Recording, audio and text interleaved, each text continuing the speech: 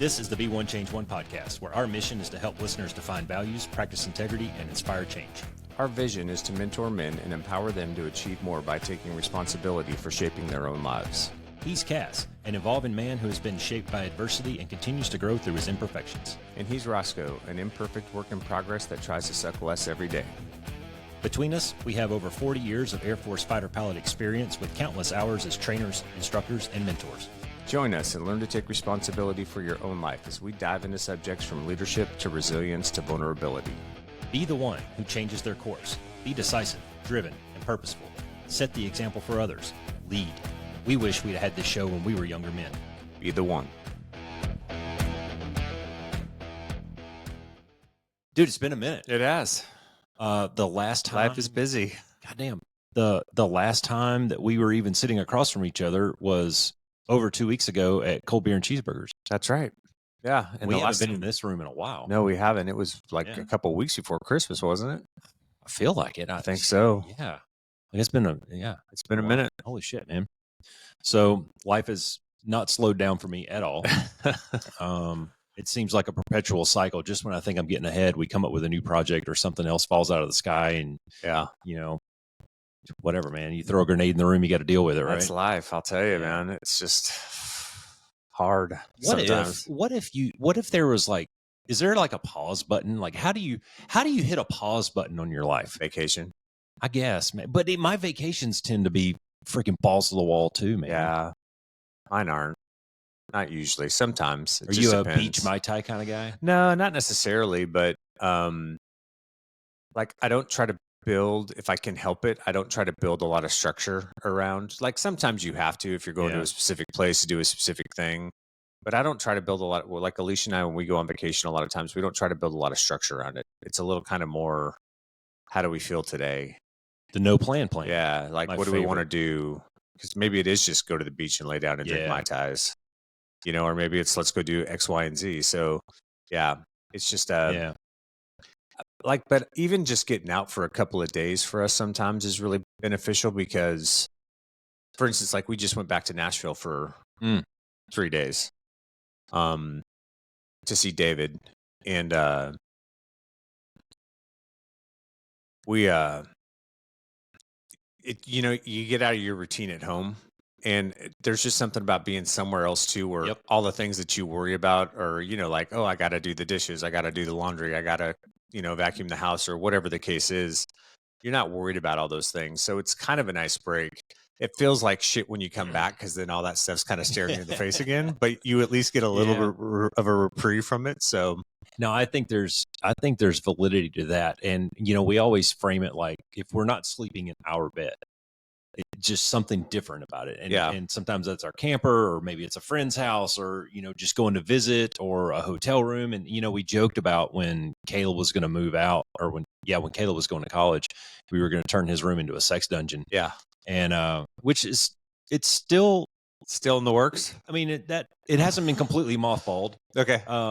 But we altered it a little bit. We actually found a show on Netflix where this old British lady will come into your house and build you a sex room. Oh my gosh. It's fucking hilarious. I wish I could remember the name of it, but we like serendipity, right? We were cruising one night looking for something stupid to watch, and this show came up. Lo and behold, you found it. It's got like a whole season. It's freaking awesome, man. So we watched an episode and laughed, but one of the couples, they turned their spare bedroom into like a hotel room because of what we're talking about. You go into that room and it's like, you're just in a different headspace when you're not at your house surrounded by all of your stuff. Yeah. And I don't know. We really appreciate that. It's like you walk into a hotel room, you dump your suitcase and sit down on the bed, and it's like, oh, okay. Yeah. And you don't have to worry about all the day-to-day stuff, right? You're not worried about grocery shopping or whatever needs to be done around the house. You get that break. You get that reprieve from all of that stuff. So yeah, I do like the no plan.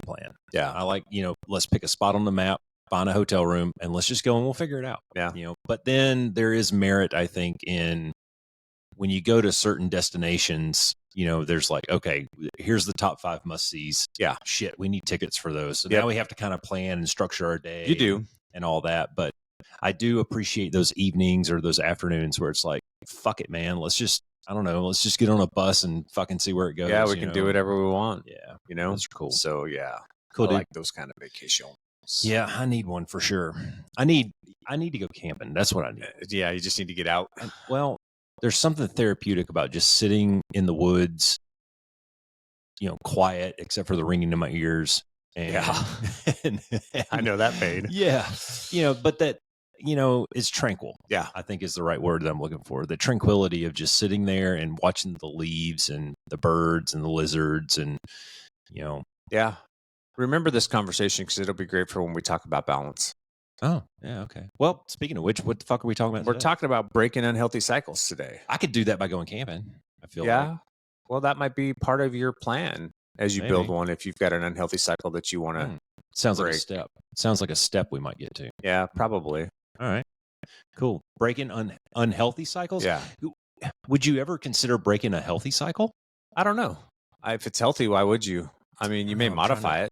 I'm trying to think of an example, but this is more specifically tailored towards, maybe something unhealthy in your life. Maybe drinking. If you need to cut back on drinking, I mean, what could it be? It could be a whole bunch of different things. It could be, it could be a relationship. It could be a relationship. Depressive cycle. It could be eating. Yeah, depression. It could be. You haven't been on vacation in 6 months. Yeah, it could be a whole bunch of different things, right? Yeah. So whatever it is that is causing you to have an unhealthy pattern in your life, you've got to figure out ways to break that down. Mm-hmm. How about on a micro scale? Let's go down to a micro scale and just the cycle of your 24-hour day. Yeah. Sometimes I think there might be some healthy benefits to breaking that up a little bit, even. Because I tend to personally, I tend to fall in. It's not a rut; it's a battle rhythm. My life tends to have a battle rhythm. I get up at a certain time. I drink my coffee. I do my reading, or I go to work. And like my weekend. So here's a pretty typical Saturday: is wake up, read, coffee, probably 2 coffees, write a little bit, probably work out, and by 11 o'clock, I've kind of gotten all that admin stuff. And I say admin, the admin of my life, I've kind of got that out of the way. So then the rest of the day is sort of open. Yeah. Well, I think that there is some credence and there is some value if you're a person who can regiment your schedule to a certain extent, because anything that you can make routine or repetitive just kind of, you find ways to becomes embedded. It does. And that time's almost always set aside to get that done, whether it's, working out or reading or maybe you just need 30 minutes in the morning of quiet time, right? Yeah. Like just to be self-reflective or, I mean, there's a bunch of people out there that have written books. I know several people who, the first thing they'd like to do in the morning is they get up, house is quiet, and they take 30 minutes, they make a cup of coffee or something. Some people practice meditation. Mm-hmm. Doesn't work for me. I don't think I'm disciplined enough to turn my mind off for large chunks of time. I'm more of a visualizer than a meditator. And so, but it works for some people, right? Yeah. Or like I know some people, and I've actually done this in the past too. Like when I was first exploring defining my personal values, I would get up in the morning and the first thing that I would do is kind of go over those and just, I had like a little daily mantra that I would go through, That's just reflection. Yeah. Self-reflection, right? Just to kind of get my mindset straight for the day ahead of me instead of just rushing headlong into it. But I think, you have to be careful too, because I think it's really easy to overload yourself as well, especially if you're a high performer or a high functioner. Yeah. It's really easy to allow a lot of things to pile up on your plate to now you're basically spending all day, every day, just running around from one event to the next. You end up compartmentalizing 16 things into 1 hour blocks. And it's too much. And, as you were talking there, I was just thinking I agree. I think routine is good because it becomes embedded and you end up looking at your watch on a Saturday morning going, oh, it's 9 o'clock. It's time to go outside and do my workout. Yeah. Or whatever, whatever it is, whatever function it is that you have going on. But I think maybe a risk that comes along with that is rigidity. And maybe that's a cycle that you want to break. And that would fall maybe into breaking. These are all good habits. Yeah. You wake up, you enjoy the peace of the morning and the cup of coffee with the dog snoring and reading a book. And by the way, this is a character of my life on Saturday mornings. and then you enjoy your morning workout. But every now and then, maybe it's cool to break that up a little bit. Well, yeah, I think so, right? Again, it goes back to balance. Does your body need the rest? Do you need the break? Is that just one more thing that you have to accomplish that day, and then you don't get other things that you need just for yourself to maintain, kind of a healthy cycle in general? Yeah. So yeah, you're right. I think that's valid. I think that there could be some things. It can become very regimented. Yeah, it becomes rote and yeah. And a lot of times too, it's hard to maintain motivation when things get regimented and rote, because it's kind of, everything feels like lather, rinse, repeat. Yeah. I think balance is a really good word here, but and I don't want to sound too repetitive, but when I was coaching, my staff, and the kids, I think all really appreciated the flow of practice, and our flow stayed the same for the most part. It was stretch, and then we did warm-ups, and then we had a flex session where we did a little bit of PT, and sometimes we do drills, or sometimes we do games or whatever, but it's strength and conditioning for a little while. And then we'd break up into individuals, and then we'd come together for team, and then we'd finish strong with like a 2-minute drill up and down the field, or God forbid, sprints on the goal line or something, but the process of practice, the timeline of practice pretty much stayed the same. Yeah. This many minutes for this chunk, this many minutes for that chunk. But I think there's some psychology, and I'm not going to try to quote it here because that penguin fell off the iceberg a long time ago. I think there's some psychology behind the idea of breaking that occasionally. Yeah. Maybe every other week, I just invert the plan. Like, guys, we're going to do 2-minute offense in the beginning of practice. Yeah. And then we're going to do individuals last, and I think it keeps things fresh. It keeps people guessing. It's like, oh shit, what's coming next? I better pay attention. I better be really engaged and present in this moment so that I know what's coming next. Yeah. Well, think about it. Take the analogy of a football fan, people that set aside specific time on a Saturday or Sunday, depending on what type of football you like to watch, for 4 months, 5 months out of the year, and are very dedicated to allotting that time for themselves. But then the rest of the year, what happens in February? Yeah, right. So, well, NASCAR comes on, Cass. I know this. Well, that's you, Roscoe. But you know what I mean? Like, so you obviously have an ability to break out time in order to do things that are helpful or healthy for you, because is sitting around watching football, drinking beer healthy? Well, maybe not, but setting time, my point is setting time aside to do an event or to watch an event, that gives you some downtime and some recovery time, and is something that you enjoy. That's a smart thing to do, and you got to find ways to work that space into your week to keep you on a healthy routine. Yeah. And that's where I think, like you're talking about, hey, practice may be cut up into these chunks, but we can move these blocks around to make it work for us. And so I think that there is a little bit of flexibility and adaptability that you have to learn, but you can't really do it until you know enough about yourself and figure out what are those things that I really need to kind of have that healthy cycle in a week. Yeah. Or what are those indicators maybe that I have that I'm getting out of whack, I'm getting out of balance, or something isn't healthy. One of the big takeaways, one of the big things that I learned, one of my good lessons learned from doing 75 hard multiple times, was how to schedule your day optimally, how to optimize these hours in my day, because you still want to get good solid sleep. Somewhere between 7 and 8 hours is what they say is optimal, and it's the figurative they. And I think that depends a little on the person too. Well, of course, it's individual, right? Yeah. I'm an 8-hour a day kind of guy, dude. If I can get 8 hours of sleep, I'm a fucking champion. Yeah, right. And I can go on 5 or 6 for a few days, but by about 4 days into that, I need a good crash. Yeah. When I was younger, man, 5 or 6 is all I needed. But now that I'm older, 7. If I can get 7, 7.5, I'm good.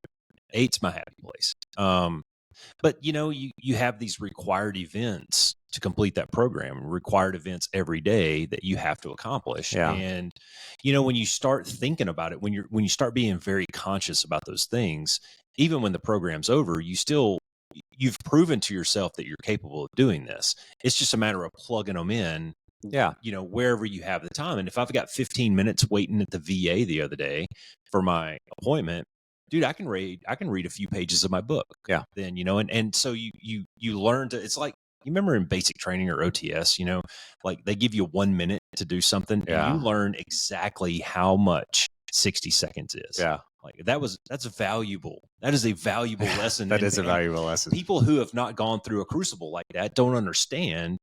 Like, dude, there is value in 60 seconds and you can get a lot accomplished. Don't believe me? Go do burpees for 60 seconds straight. Yeah. Tell me how you feel. And I mean, and some of the stuff that we talk about too we're talking in a lot of generality, but I think it's important to note too, like where you put your focus in these things probably depends a lot on where you are in life too, right? So if you're a 20 something, the majority of your focus should be on figuring out how to be really fucking good at what you do, right? Like a lot of your focus should go into perfecting your trade, your craft, your skill, right? Because you've got time when you're younger, and this is your opportunity to learn what you can so that you can be successful, more successful down the road in whatever the endeavor is that you've chosen to pursue, well, maybe I think that last statement that you made, there was a comma and then whatever it is you've chosen to pursue, because for a second there you were siloing me into a profession. But what if I haven't chosen a profession? What if I've chosen to raise a family? Yeah, or, whatever it is you've chosen. And again, get good at it. I'm talking about it in rough generalities. But if you're single in your 20s, you know what you're doing. You're focused on a given path. A lot of your focus is going to go into it, and it should, because this is your opportunity to take advantage of that thing, to build skills, to learn, and to get really good at what you do, so that you can set yourself up for success down the road. If you're in your 30s. Maybe now you're married, maybe kids. Now that those relational aspects become important too. And we've talked about the guys that focus on work, and then their 50s are going, where the fuck is everybody? And they're lonely, and they burned all the bridges, and nobody wants to spend time with them. And so there, you have to start to shift and find that cycle, that healthy cycle that allows you to. And there's not to say that there aren't times where you're going to have to focus a little more at work than you do at home, but you have to find that balance, and you have to pay attention to those things, right? So it kind of depends, like you're saying, it kind of depends on where you are in phase of life. It depends on what's important to you. What are the things that you need in your life to help make you have healthy patterns and cycles? That could be relationship, that could be being really successful. We've talked about everybody defines success differently for themselves, and we all have our own innate ability to some of us can handle a lot of stuff. Some of us have really big plates that we can pile a bunch of stuff onto, and we can carry that for quite a while. Some of us don't, right? Some of us, and that's why which we'll get to, the self-inspection piece, again, is so important, because you have to figure those things out about yourself to really understand, what can I manage? Where do I need to focus? Where am I maybe lacking? And then how do I attack that problem? So welcome back to the Self-Inspection Get Shit Done podcast. Yeah. So, I mean, exactly what you were saying though, man. It's like, irregardless, if it is which is a word now, you're okay. Good. Is ain't a word? I don't know. It is for you, Roscoe. As long as you have an apostrophe. If it's a negative cycle or a positive cycle, right? Kind of doesn't matter. Like, the process is still the same. First step is identify the problem. You got to identify the pattern. We were joking in the pregame about reading down the list or whatever, and I know that I've made this reference before in a lot of different areas, but whether you subscribe to the OODA loop or the project management professional process or the military decision-making process or the breaking cycles process that Google tells you, or whatever it is, it's all the same. Identify the problem. Yep. It all starts with identifying goal setting. Identify what it is you want to do. Like, you have to put that up front and write it down and see it before you can even start working on it. Because I'm a moron, and I even understand this. You can't start working on something until you know what it is that you're working on. Yeah. Right. Yeah. Well, and just for clarity too, right? Unhealthy cycles, just for listeners out there, are basically defined as repetitive patterns of behavior that negatively impact your well-being, your relationships, your personal growth, things like that. So, but the steps to breaking that are, number one, identify the pattern. You got to identify the pattern in the problem. So recognize if there's a, maybe it's depression. Maybe you're somebody who suffers from depression. Well, maybe, you're good a couple of days, but then something happens, right? There's usually some kind of a triggering event, right? And so take a little time to reflect on that and go, dude, what are the things that trigger this for me? Mm-hmm. Right? Like, am I triggered by bad news? Is it, if somebody says something to me that makes me feel bad about myself, or maybe somebody makes a comment and I take it negatively, and that's all of a sudden I get a shame spiral, or I spiral into some state of depression. Like, what are the triggers that start that cycle? Yeah. And then recognize because if you understand the triggers, you can kind of recognize how it begins. And then how does it typically play out? Like, do I go into, I'm not talking to anybody, crying in my room for 3 days straight, and then I kind of pull my way out of it? Well, if you do, what are the things that pull you out of it? Is it just, so you kind of have to break those things down for yourself and kind of start to identify what are those things. Because in that example, for instance, maybe the person that said something wasn't meaning to be negative towards you at all. Maybe you're just misinterpreting the comment. Maybe you have really bad, maybe you have a negative image of yourself. It could be the tone. It could be tone. It could be, it could be the story that you have about yourself, or the story that you believe others have told you about yourself that are that trigger those things, right? And you can go to task on all those things and start to peel it back and realize that, none of that's valid, and that's not really who I am or what I'm about. And maybe next time when that happens, instead of being triggered by it, I'll ask questions. I'll go, hey, what did you mean by that? Hey, Roscoe, when you told me I was a shitbird, what did you mean by that? Well, Cass, I was joking. Allow me to explain. Yeah. So, but joking, obviously. How much time do you have? Yeah, I know. I wouldn't ask you, but right. So you got to identify the pattern first. Identify the problem. No, I think you're spot on, man. And I would even throw in there associative behavior. With that, because look at you. I'm so proud of you, man. Dude, every now and then, blind squirrel finds a nut. Associative behavior, we're all guilty of this. Like, every time you're going to have a conversation on the phone, you go and you do X, right? And I don't want to bad example. Let me try to pull something else. Okay, here's a good example of me personally, right? Loud noises and crowds really put me into, like, I get very grumpy, or it's noise fatigue. It's sensation overload for me in a lot of ways. And I don't suffer from PTSD. I'm just a grumpy old man, right? Yeah. But I know this about myself. I've identified this. So when I go into an environment that I know is going to be like that, dude, I always have earplugs in my pocket because of this. Today in the simulator, because of just noise fatigue, I had to wear earplugs underneath my David Clark's. And I know if I don't, then my ears start ringing really bad. I get this pounding headache. And when I get home, I'm a grumpy son of a bitch. I don't want to be a grumpy son of a bitch when I get home. So I'm going to break that cycle, right? And I take earplugs with me. And if I need to take a time out, I'll take a time out. Yeah. I walked out of an IMAX movie. Katie and the boys and I went to go see something, Gladiator, in the movies. Within 5 minutes, I was out of the theater. I walked out, went to the car, and I was prepared to sit in the car for the rest of the show. Luckily, I had earplugs in the car. Yeah. So I was able to go back and enjoy it. So the point remains, right? Identify what it is about that event or that trigger that sends you off, and that becomes your starting point. Yeah. And now you can start to deal with it. You can kind of start to reverse engineer it. That's right. And that all goes back to self-awareness, right? So you have to practice some self-awareness and self-inspection in this process, because you've got to figure out what are those things? What are the things that trigger the cycle? What is it that makes me get into this cycle? Yeah. And then how do I usually drag myself out of it too? Because those may be things that you can leapfrog to that help break it faster, right?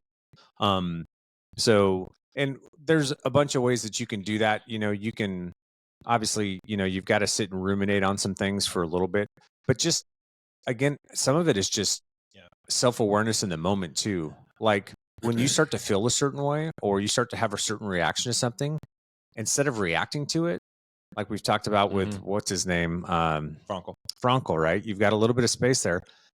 Instead of going down that road and reacting, take a step back and go, Why am I feeling this way? Hold up. I can't let this go. Did you just say reacting?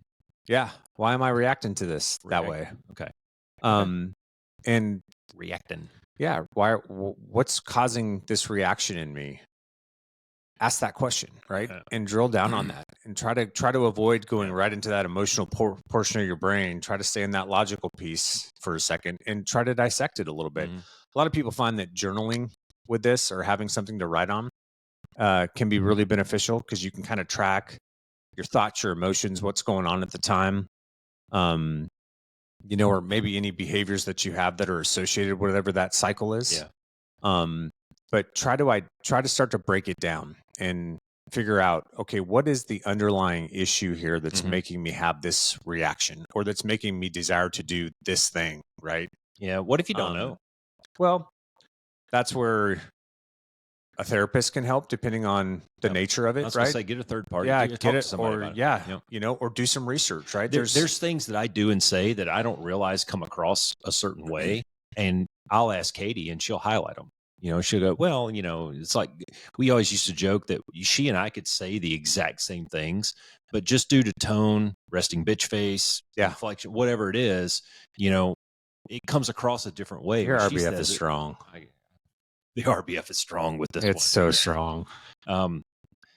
So identifying those things, you may not even be aware that you're doing those things. You might not. And you might have to ask somebody, like, hey man, what is it about me? Like, nobody wants to hang out with me on Friday nights. Dude, I am here to tell you, there are so many people. I'm coming to find, the older I get, there are a lot of people that are walking through life with just fucking blinders on. Like, they have no awareness at all on their body language, the way they speak to people, their tone, their RBF. How much of that is present day society? I think a lot of it is. You get used to typing with your thumbs, and you don't have to worry about emotion so much. Yeah. Well, and relationships too aren't, like, how many people get the opportunity to sit across the table from a friend week to week and have deep, meaningful conversation? Like, we just don't do that. Yeah. We just, we sit there and we text, or we post on social media. So I think that some of that's almost been stripped from us to a certain extent. My point in saying that, though, is just, you got to build a certain amount of awareness for yourself. And it may be asking friends too, like, do you guys take this the wrong way? Like, there's just things that you have to figure out about yourself if you're going to navigate this very well. And it just, and it takes a little bit of time. It takes a little time to one, develop the practice of self-awareness, but to be introspective too. And, if you're somebody who's triggered very easily by things people say, or you take things people say the wrong way because maybe your ego's a little fragile, or, maybe you were bullied as a kid, or, some kind of family origin issue, I'm telling you, man, defining personal values and understanding your own personal values and then operating in those each day, some of that stuff will fall to the wayside, because you don't have to worry what other people think. You don't have to be concerned with that, because if you're honest and you're trying to walk in and practice integrity on a day-to-day basis, it eventually is going to show through. People are eventually going to see you for what you are, and not just believe, whatever fallacy they have in their mind. Or, a lot of times, even in the military, we get pigeonholed just because I'm a Strike Eagle Wizzo, right? So how do other departments in the Air Force view me? Because I have a bag on and wings on my chest, or I'm a patch, right? So I'm automatically going to be some asshole that's going to make you sit through super long debriefs, and I'm going to bust everybody all the time. All those things are true, by the way. And so, exactly. Some of them are. But right. So no, I get it. Man. And I had to fight that. I'm sure you fought that in the Air Force too. Maybe even as an enlisted guy becoming an officer, there's like a stigma attached to some things. So sometimes things follow you that aren't even who you are or what you're about. There's a stigma attached to maybe a position you have, or a title you own. But that doesn't define who you are as a person. And so learning how to break those things down and then practice integrity in that process will win people over. And you could take it, and let's just take clumps of ages, demographics, 20s, 30s, 40s, 50s. By the time you get to where we're at, we've at least probably highlighted a lot of the bad shit, because we've been given the feedback over all those years. We're in a unique position. And I'll just up front, I'll just say it's never too late to start, to change. If you don't start today, you're not going to start tomorrow. So just fucking start, man. But if you're a 20-something, you probably, I would venture to guess that most 20-somethings nowadays have not sat in a dark room and just thought about their actions and behaviors and how they affect other people, and really start to come to terms and come to some resolution on how they can affect, how they can make changes within their own daily habits to make themselves a better version of themselves. Yeah. There was a lot of redundancy in that sentence, but whatever. By the time you're 30, generally speaking, you're probably starting to think about families. You're starting to think about growing in your profession and all that. And that's when I think it really starts to matter, because now you're 100% affecting other people. Yeah. You've done the college Rumspringer days. You've kind of gotten that out of your system a little bit, and by the time you're in your 40s and on into your 50s, you've probably been given enough feedback over the years to where, man, I really need to start working on some of this stuff. Agreed. And when you're younger, I think that you're given a certain amount of leeway to do stupid shit, you're fuck some things up, right? Yeah. You're expected to make mistakes. That leniency becomes less and less the older you get. Well, because real life is harsh. Yeah. And yeah, I mean, I just had the boys out of the house this weekend, and all three of them, we were sitting around having lunch, and each one of them had kind of this sob story about something that happened to them this week. And I said, guys, it's fucking real life. Yeah. Welcome to it. I'm sorry. You're in your 20s now, and real life is unforgiving. Yeah. Sometimes. And it doesn't give a shit most of the time. A lot of times there's no second chances. A lot of times it's like, this is the answer and we're moving forward. And I think it's neat, sitting in our position here, watching our kids go through this, because we went through it too, and I'm sure our parents laughed their asses off at us, but Katie and I are like, it's a train wreck in slow motion, and we can't do anything about it. They have to learn these things organically, no matter how many books you write or podcasts that you send them to or YouTube videos you refer them. They just have to experience this. Yeah, everybody figures it out at their own pace. Some people are hard learners. Yep. So anyways, practice self-awareness. And then the next thing you got to do is figure out how to interrupt the pattern. So, and I think the best example that I can think of for this is, you have to create new responses to familiar triggers. And this can be uncomfortable at first, but it's essential to making any kind of lasting change. So I would take that one step back, and I would say find a way to highlight it every time it happens. Well, that's what we did in the identifying and the self-inspection. Okay. You're figuring out what those triggers are, highlighting what that effect is. So like, let's say you have a porn addiction. Let's say you think you have a porn addiction, right? Well, what draws you other than the sensuality or the sexuality to watch porn? Mm-hmm. Well, is it the dopamine hit you're looking for? Yeah. Is it when you get really bored and there's nothing else to do, you start to crave that dopamine hit, and so you turn to porn? You could hate your spouse. Hey, we're fucking honest on this podcast. Okay, man. Yeah, you could. I guess that's true. Katie, I love you. Yeah, Katie, he's not doing that. He doesn't hate Katie. But but let's say it's boredom or a dopamine hit. Well, are there other ways that you can healthily get a dopamine hit or go for a walk around the block? Fix boredom, right? Maybe it's working out, and would that be a more healthy choice, especially if you're a fat body sitting on the couch eating Cheetos while you do it, so to speak? Yeah. Is it boredom? So could you when you start to feel that desire, could you put your time and interest into something else, like, I don't know, self-inspection, or maybe there's something that you really want to learn about. Start watching YouTube videos on it, or those master classes that are available on whatever channel it is now, something like that. Like, draw your interest into something else and start to build some healthier patterns towards how to fix that problem around either boredom or that dopamine hit. There's other healthy ways to approach that. It's going to take time, because you got to break that cycle over time. It's not going to happen the first 2-3 days you try to do it, right? But once you start to recognize what that trigger is, then you can go to task on it, and you can start to figure out, well, what are some other healthy options? What are some other alternatives that I have that can give me what I'm really looking for in this situation that isn't related to whatever that unhealthy cycle is? So a technique that I've used in the past, and I've encouraged other people to use, is write whatever it is that you, we'll just call it a vice for right now. for lack of a better term. But let's say you chew your fingernails and you really want to stop, right? You can buy all the shit to put on your fingers and you can wrap them in fucking super glue or whatever. But guess what? You're just going to end up picking all that shit off anyway.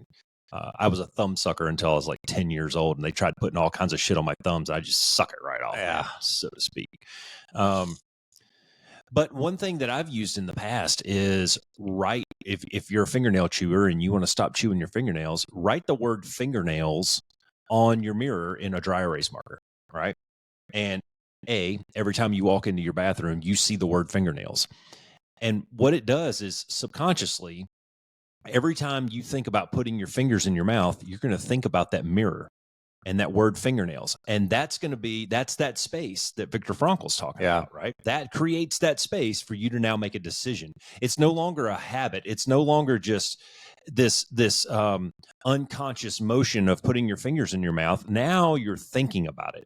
That gives you the space to be able to say no and go drink a bottle of water instead. Or get up and go for a walk around the block, or whatever you're going to do. Insert other motion here. Rather than chew my fingernails, I'm going to get up and vacuum the living room, or whatever it is. Find other distractions, right? Or other ways to whatever. But again, you got to identify what the trigger is and what's really at the root cause of it. Because once you can do that, you can find healthy alternatives to whatever that is, right? So, and I just used the porn thing as an example.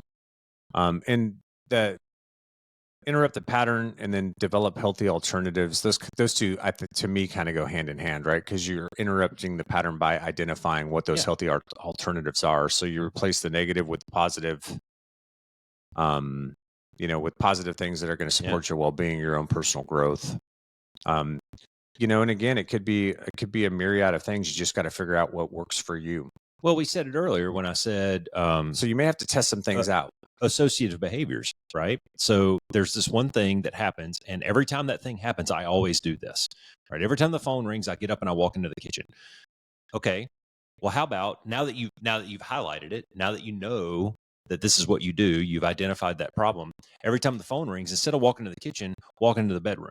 Now you've broken the cycle at least, and now you're conscious of it. Now it's at the forefront of your mind, and it's not just this reaction that you're having. And we've got having. I think I said having. You did say having. God damn it! Can't wait to see how they spell that on the AI generated show notes here. When you break that cycle, right? This is exactly what we're talking about, that we talked about a year ago when we broke down Man's Search for Meaning and Viktor Frankl, and we talked about that, about how there's that space in the middle, the difference between a reaction and a response. Now you're not just reacting to whatever, the phone rang, I react by going in there. No. Now you're choosing a response. And that I think is the whole key to breaking the cycle that we're talking about. Yeah, you're responding. Exactly.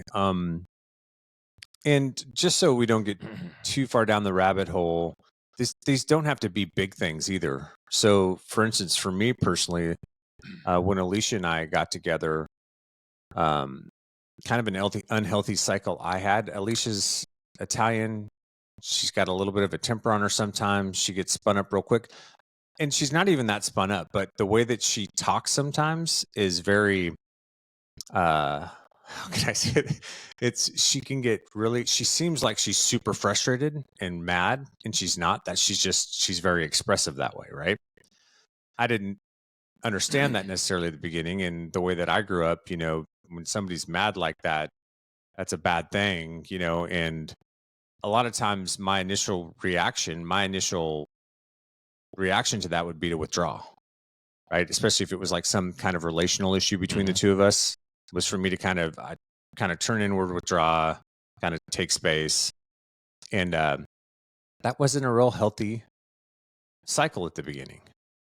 And so, but it just took figuring out what it was for me, the reason that I was doing that. And it kind of goes back to my family of origin stuff with stuff between my mom and dad when I was growing up. Yeah. And then having the courage and taking the time to just sit down with her and talk about that and go, are you really that mad? Like, when this happens, should I be concerned, or like, what is this really about? What's really going on? And then us kind of, taking some time to maneuver through that. And and then me starting to recognize when it's happening, and then being able to go, hey, it's happening. We're like, I'm feeling that desire to withdraw, and then us being able to have a conversation over it. And over time, I was able to break that cycle for myself. So it can even be smaller things, but that can directly impact maybe relationships that are really important to us and things like that too. And there's ways to navigate it, but you just got to kind of drill down on it a little bit. Yeah. Something as simple as, my example this fall, I stayed up on my PT pretty good, but my diet got way out of control. I went back to the late night snacking and generally eating like shit. I put on some pounds. Well, how do I break that cycle, right? Well, first of all, recognize it, and then went and bought a bunch of salads and put them in the familiar drawer in the refrigerator. So every time I open the fridge, now I see nothing but salad in there. Right. I hid my snacks from myself. Well, but it sounds stupid. Right? I know. No, it sounds stupid, but you get into these habits of, I go to the pantry, I look on this shelf for this snack, and it becomes rote, and it's muscle memory at some point. You may know where it is because you quote unquote hit it, but just that pause and going, that's it. It's not there. It's not there. Where is it? Oh, it's in the other cabinet. That's right. And then I'm not going to do space to think about it. See, and so by doing that, I replaced Cheez-Its with sunflower seeds, and now I can sit back there and munch on sunflower seeds while I'm watching Kill Tony or whatever. And so it's little. This is where you were getting at, right? Or where you were going with this next thing is, it's little things. It's just it can be small things. A small movement. Move the snacks from this cabinet to that cabinet can be all you need to break that cycle. It can. Something very simple. And the other reason that I told that story about my tendency to withdraw in certain scenarios in my relationship with Alicia is because the last piece of this is seek support, right?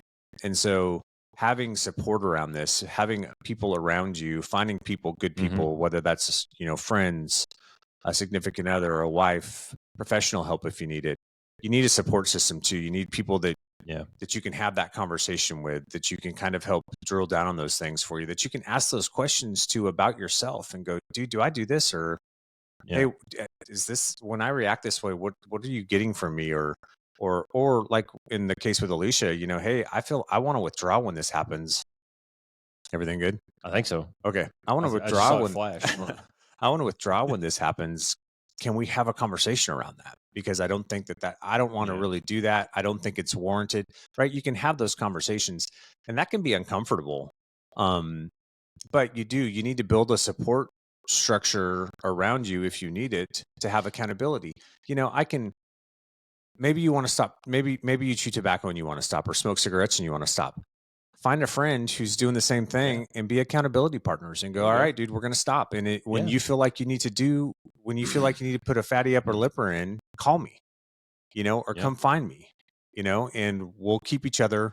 I mean, that can be one way that you approach those things, but you got to get the support you need is the bottom line. However that support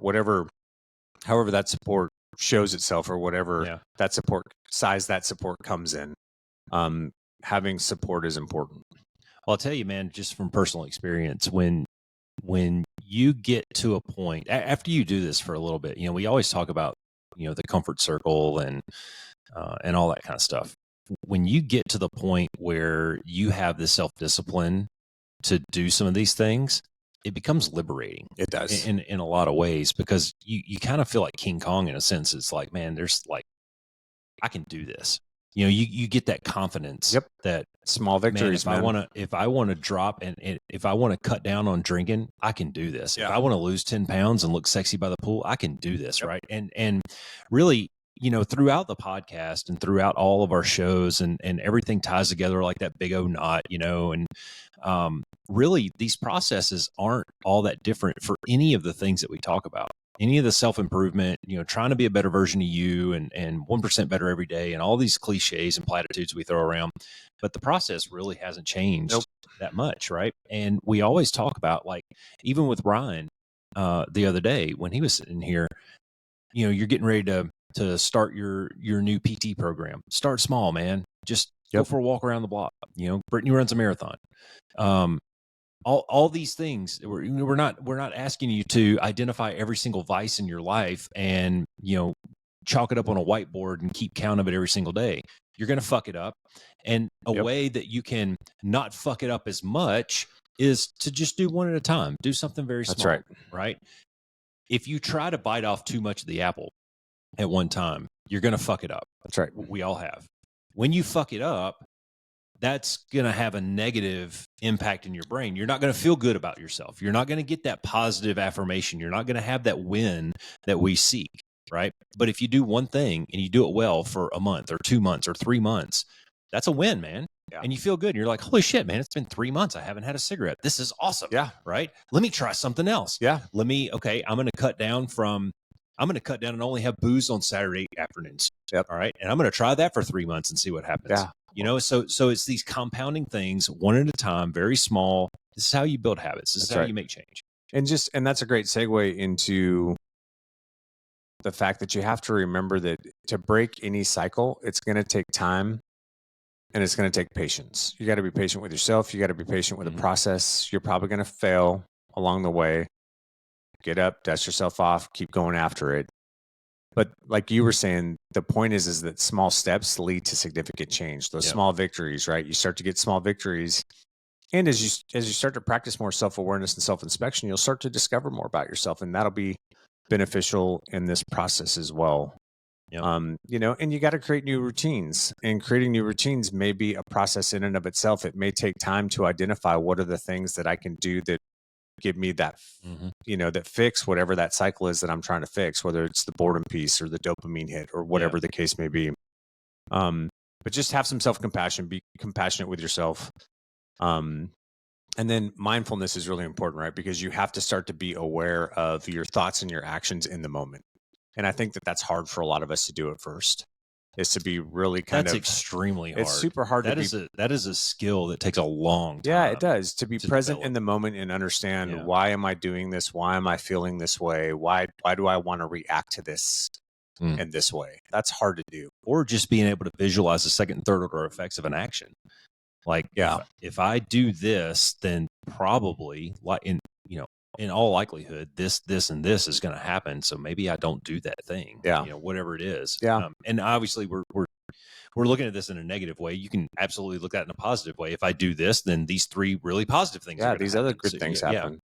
So here's some research and statistics that I found. So success rate of behavioral change. Studies show that people who use specific behavior change techniques like self-monitoring, self-awareness, goal setting are 2 to 3 times more likely to succeed in breaking negative habits. Why? It's discipline, right? You've got that. If you have a goal, a specific goal, if you get really specific about that process for yourself, you identify those triggers and you drill down and get some specificity on it. Yep. Now you know how to attack the problem. But what you're talking about is tracking it. Yeah. What you just read off was tracking it. Yeah. And this is a method that I know we've used this in our house a bunch, is get a whiteboard and write it on there. Right? How many days have you gone without drinking? How many days have you gone PT and straight? You know, those kinds of things.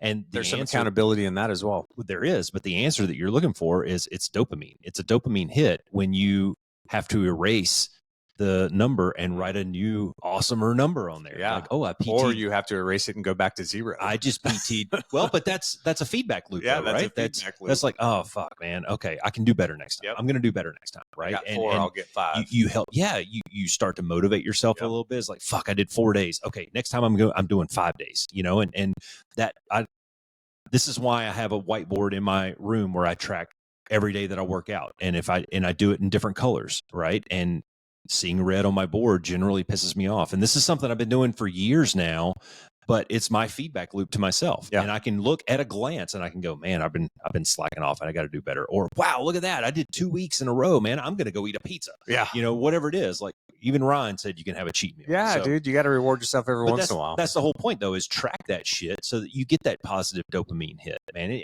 And you learn to make it a challenge between your ears, you know, and you're challenging yourself like, oh, I did 4 days. Next time I'm going to do 5. Yeah. Next time I'm going to do 6. I'm going to go for 2 weeks. Watch this. Yeah. You know, that's exactly it. Oh, I fucked up. I only made it 10 days. Dude, you just did 10 days. That's awesome. Right. Yeah. Start over and do it again. That's right. Yeah. And that's part of that self-compassion piece too. Time to form new habits. Research published in the European Journal of Social Psychology indicated it takes an average of 66 days for a new behavior to become automatic. though this can range, get this, they say it can range from 18 to 254, depending on the nature of it and, really the skill set that the person has that's attacking it. So if you don't have a lot of skills built around discipline, goal planning, and things like that, it may take you a little bit longer, right? I would throw in there sustainability too, like carnivore diet. I'm gonna do a carnivore diet for 30 days. Okay, great. Does that make it, or 66 days is what you said? Yeah. I'm gonna do carnivore diet for 66 days. Is that gonna be the habit for the rest of my life? It's not sustainable, man. Yeah, it's not. Yeah. Impact of social support. Individuals with strong support systems are 37% more likely to maintain positive behavioral changes compared to those that are trying to do it by themselves. And then mindfulness effects. Regular mindfulness practice has been shown to reduce stress-related behaviors by up to 40% and increase self-awareness by 70%, according to clinical studies. So there's just some statistics to go along with it. Yeah, I like the idea of having a bit of a outline for my days, and I say that because my outline is there's a lot of gray on the edges, right? It blurs between here and there, but there are things that I want to get done every single day. Obviously I want to eat, but I make sure that I eat something right. I want to get some exercise, and maybe that's just walking around the building at work because that's all the time I had for the day. I have these competing priorities. Yeah. You don't want to oversaturate yourself, but I want to do a little bit of writing every day. I want to do a little bit of reading every day. I want to spend time with Katie and the boys every day, to the max extent possible. Sometimes that's, hey, I'm going to come in here and watch a quick couple episodes of a show with Katie, and then I'm going to go read for a little bit, and that's going to put me in the mindset and give me some ideas to write a little bit, and so having this outline of these things that I want to get done, not necessarily saying, okay, from 7 to 8, I'm going to do this. Yeah. And then from 8 to 8:05, I'm going to take a shit. And then from 8:05 to, like that, I think is a little excessive. Yeah. Some people might thrive on that level of, scrutiny in their day. Sure. Personally, for me, it's a little more like, oh, well, I want to get these 5 things done today. Fit them in where I can, and yeah, you got to find what works for you. But when you do that, when you sustain that behavior over a long period of time, call it 6 months, right? And then you miss a day, you automatically know it. Like it registers right in front of your brain. Like, holy fuck, I didn't read it all for the last 2 days, or I haven't written anything for a week. Like you become hyper aware to the new behaviors or the missing behaviors, as it were. Yeah. And I think that's the proof that you've reestablished whatever it is that you're trying to change. Yeah. You've effectively made the change when you recognize that you didn't do that one thing, or you did something negative, and you go, oh fuck. Like when you start to think about it like that, you've succeeded. Yeah, you're winning. Exactly. Yeah. You've done well. Yep. Yeah. So some of the challenges I think that people face in a process like this is, one, it's uncomfortable. Mm-hmm. I mean, if you haven't done a lot of self inspection, that process can be very uncomfortable at the beginning, and can even feel overwhelming, I think, at times. It's super hard to be honest with yourself. It is hard to be honest with yourself. But you know what? If you can't be honest with yourself, you're not going to be honest with other people. And you're never going to be able to affect real change in your life if you can't just go, there's some things I got to fix. There's some things I got to get to work on. I disagree a little bit with what you just said. And for the only reason I say that is I think it's easier to pick out other people's flaws than it is to pick out your own flaws. It's easier for me to point the finger at somebody else and go, man, Cass, your haircut is stupid. Yeah. And you're sitting there thinking, dude, have you looked in the fucking mirror lately? Yeah. Like, so yeah, I agree. It's very easy to look outward rather than inward. I would also say that if you're agreed, but when I would also say that once you learn, once you've been introspective for a while, I think you also start to have more compassion for other people. That's probably true. Because you recognize that we're all walking around with our own baggage. We all have our own shit that we got to work on, and so I think that judgmental piece that you're talking about tends to not be as strong in people who are more self-reflective. Because you realize that you're not maybe at the level that you had originally thought that you were. None of us are. And it's funny that you say that, man, because you start shedding ego a little bit. I've caught myself doing that actually a lot lately. Really? I have, and this is not. I'm not. I'm not trying to be. My haircut's awesome. Boastful or anything. By the way, your haircut is stupid. That is quantifiable. But I find recently, probably in the last just few months, I've found I'm a little bit more calm, I think, when I notice somebody else doing something, like somebody else is doing whatever behavior it is. And I'm, rather than go, well, that's fucking stupid, which was 10 years ago, Roscoe, it's more of a, maybe they're having a bad day. Yeah. Or I don't know, maybe they're running late. Yeah. I still get road rage pretty bad, but I have noticed that I think, I don't know, Katie will get spun up about something in the living room, and this, that, and another, and she'll be going off at the talking heads on TV or whatever. And I'm like, well, I don't know, maybe they're just having a bad day, or maybe their dog died last night, or, Yeah. There was that, what was it? There was something that came out not too long ago that I saw that says, hey man, you don't know what's going on behind closed doors a lot of times. Yeah, you don't. Right. So a little bit of grace. Yeah, it's kind of that platitude of, you never know when somebody's having the worst day of their life, kind of a thing. Like their dad just died. Yeah. You have no idea. You just see them being grumpy and pissed off at everybody. And trust me, guys, like 10 years ago, I was the first one in line to go, that's fucking stupid. Yeah. You're a moron. You're a fucking idiot. Well, maybe you're not a fucking idiot. Maybe you just, Yeah.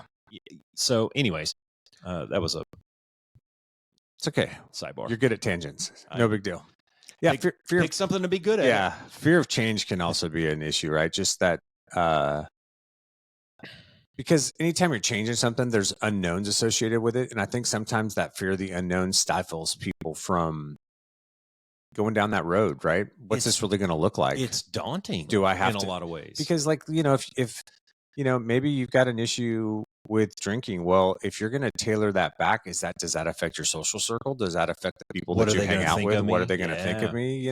Or how am I going to, when they're used to me throwing them back on Friday night and I'm like, hey man, I'm at a 2 beer minimum or 2 beer maximum tonight. Yeah. Is everybody going to be like, dude, what's going on? What's wrong with you? Yeah. And then that uncomfortability of trying to explain yourself. Yeah. Right. So I think that can be a challenge for people as well, especially in those things that are more social, right? Because, there's things that follow us and people, expect certain things from us. You're inviting judgment from other people. You are. Yeah. And you're opening yourself up to judgment. Yeah. That's very hard to deal. I mean, I've gone through this in my own personal journey over the last couple of years of cutting way back on my drinking and my flamboyant social behaviors. To the point where people have told me that they mourn the old me, which, hey, is valid, man, because that's your opinion. And maybe that was the version of me that you really enjoyed. That doesn't mean that this new version of me is not necessarily better in some ways. Yeah. Sure, I need to find some balance and probably still I can engage in those social circles, but not engage in that specific behavior. Yeah. So I gotta work on that a little bit. But I think that when you start to make some of these changes that affect other people, now you've invited that judgment, and hopefully you've got a good, strong circle around you, and people will be honest with you and give you that feedback. Yep. Hopefully you have a good support structure around you where you won't be judged. The likelihood is you will be judged by some. But again, that also goes back to where if you define personal values for yourself, then none of that really matters anymore at that point, right? You are responsible for you. You are responsible for finding out ways to align your behaviors, your words, your actions with whatever that value system is, and walk in that and be proud of it and don't worry about it, right?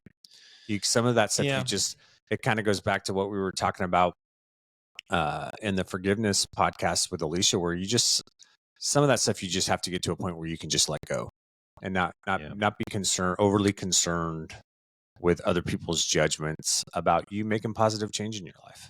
Well, the irony of the thing is, this is something that I've witnessed it, I've experienced it. You start to make some of these changes, right? And let's use the I'm going to stop drinking.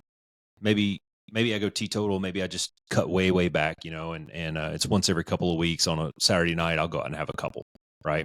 and you introduce a healthy diet and you introduce a PT plan in that, and your circle of friends that you went and, Frank the Tank on Friday night with, they're going to really judge you harsh for that, right? You fucking rabbit. All you're doing is eating fucking salads now. Yeah. You don't drink. All you drink is water. You don't want to have a beer with us anymore. Yeah. Dude, what are they going to be saying in 6 months? Yeah. 6 months. You're going to be leaner. You're going to look better. You're going to feel better. You're going to have more energy. Right. And you're going to run circles around that crowd. Yeah. And so that's the irony of this, the way the circle comes back around is going to be like, well, fuck, he just went off the fucking deep end and look at him over there. And yeah, man, I got fucking 6-pack abs. And by the way, I'm going to the beach and I'm wearing a Speedo. So fuck off. Right. So anyways, you have to pick. I think you have to pick, choose wisely and start small. Yeah. Let those wins start to pile up. And once you get a good string of them, maybe pile on one more little thing to it. Yeah, well, and that's a great segue because the other one is setbacks because you're going to have them. Yeah. You may get through the first 3 days and then slide, and then you may get through 5 days and slide. And then, just expect it. Expect that you're going to have setbacks along the way. Expect that you're going to have to pivot. Expect that you're going to have to, you may have to, through trial and error, try some other things until you find that healthy alternative that's going to work for you, right? It's a process. So don't give up on the process just because you have a setback or a bad day. Stick with it. Keep moving forward. Keep trying to figure it out. You'll get there. Maybe you can't go cold turkey. Yeah, maybe you can't, man. Maybe you're old like me and your body can't sustain doing the program that you thought that you were going to do. Yeah. Maybe your boss just dumped this giant project in your lap and it's eating up all your bandwidth and you can't write 2,000 words every day or whatever it is. Let's be honest. If you've got a serious addiction problem, then you need to seek professional help. Probably. Right? But even beyond that, going back to the smaller things, right? Sometimes you may have setbacks just because you don't have the self-awareness yet, right? Like if I go back to that previous example with Alicia, there were probably times during that period of figuring that out for myself where I would still, like, she would have a reaction, I would withdraw, and I didn't know I was doing it because it's so innate to how I've operated for so long in my life that I wasn't even aware I was doing it at times, right? And it took a while to build that self-awareness to go, wait, I'm doing that and I don't want to do that. And so I need to fix that. And, so you're going to have setbacks along the way. It takes time. That's why I like that visual reminder. That's why I like write it down on a whiteboard, write it down on your mirror, write it down on a piece of paper, whatever, because then every time you start to do that, you think about that. Your brain is an awesome mechanism that'll bring that out. Yeah. And once you start to think about it, now it's conscious. Now you can make that decision.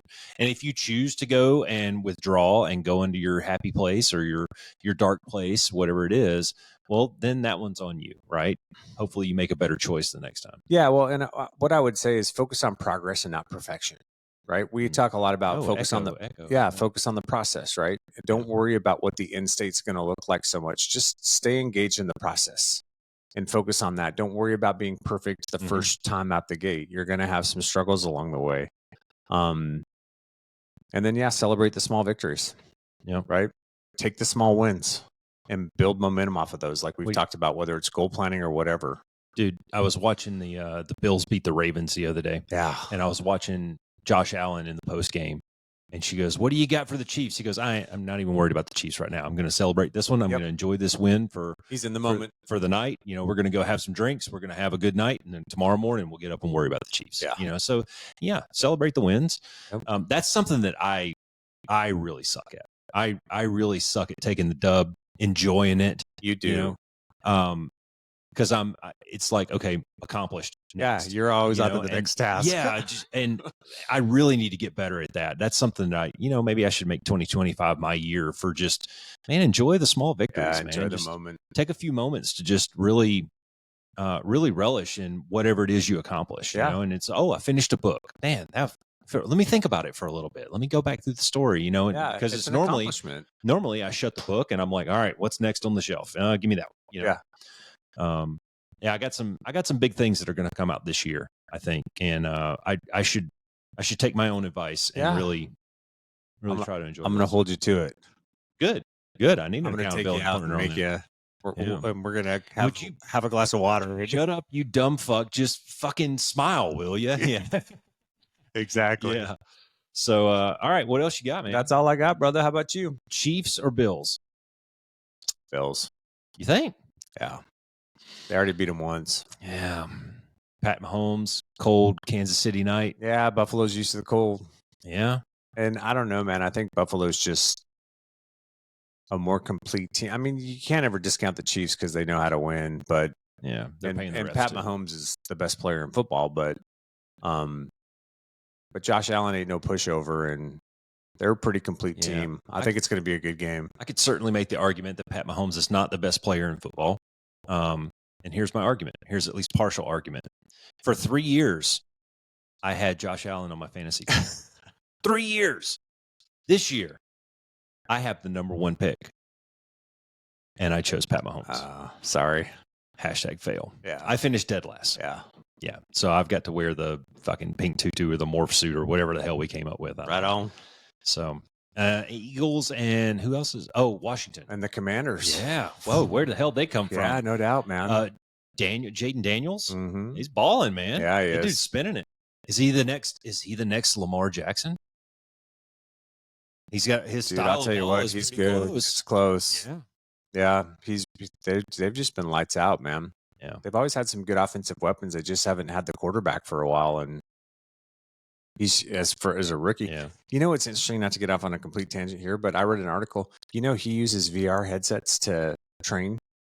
So every day he that comes is in such a 20-something thing in the morning. Yeah. And they have a VR, and they use some company, and they build the stadium that he's going to play in, the crowd, and they go at like 1.5 times speed. They build like the defense. Yeah. And like the standard looks at the defense. Read the defense. And they have him get up there, and they give him 7 seconds from the time they give him the play to read the defense and make us audible. And he does that every week. I think every day for like an hour or two. And they think, and it's all built on improving his cognitive function. Mm-hmm. And they think they are believing that that's one reason why he's been so successful in his rookie campaign, because he's already gone through that practice of reading the defense, making the audible, and then starting to play and making his reads before he's even stepping foot on the field to play the game. I would be shocked if he's the only one. Yeah, well, it'll be all 32 teams will have it next year. I would. I mean, because they've been doing that in NASCAR for years. Yeah, you know, they get in simulators too. They do a ton of simulator stuff in F1.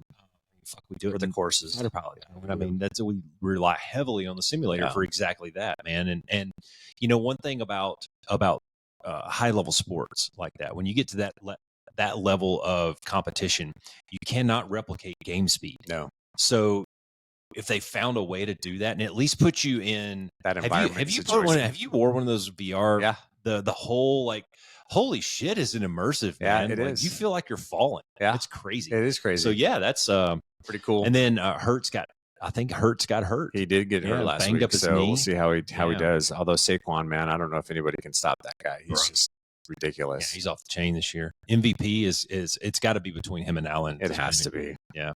So. Well, good, man. I just hope, like that Ravens-Bills game, it was a good football game. Yeah, it was back and forth. You know, take away a couple of plays here or there, and that ball could have went either way. Yep. So I hope that the next. We got 3 games left. I hope the next 3 games. The college championship was whatever. It was trash. $20 million Ohio State team. Okay, they won. Great. Yeah. You bought a champion. They did the same thing that the Rams did like 4 or 5 years ago, where the Rams went all in, won a Super Bowl, and then the team fell apart. Yep. Ohio State's going to do the same thing. That's what the Yankees do every year too. We bought a championship. It was $20 million for this trophy. Great. Yeah. Moving on. So, what else? Be the change. Either one.